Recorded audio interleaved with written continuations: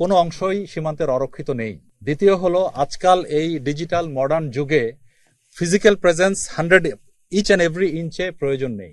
অনেক জায়গা থেকে মডার্ন সার্ভেলেন্সের মাধ্যমে আপনার সেই জায়গাটুকু সার্ভেল করা যায় বা দেখা যায়। আমরা নিশ্চিত করে বিওপিগুলো এমনভাবে স্থাপন করা এবং পেট্রোলিং করে নিশ্চিত করা হয় যেন কোনো দিক থেকে কোনো ধরনের অনুপ্রবেশ হলে সেটা আমরা তথ্য পাই।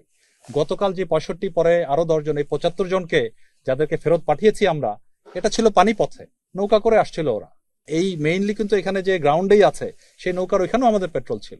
তারপর যখন এটা হলো, আমি নিজে মহাপরিচালক কোস্টগার্ড মহোদয়ের সাথে কথা বলে কোস্টগার্ডের পেট্রোল ওখানে বাড়ানো হয়েছে, সো ওই দিক থেকে যাতে আর কোনো অনুপ্রবেশ না হতে পারে। সো ওই যে অনেক রোহিঙ্গা ঢুকে গেছে, এটাও সত্য নয়। তো এটাও অতিরঞ্জিত বিষয়, যেটা আমি অনুরোধ করেছি, অতিরঞ্জিত কোনো বিষয় যেন চাউর না হয় সেটা আপনারা নিশ্চিত করবেন। আর আমরা নিশ্চিত করছি বর্তমানে রোহিঙ্গা রেফিউজি এটা আর আমরা প্রবেশ করতে দেব না।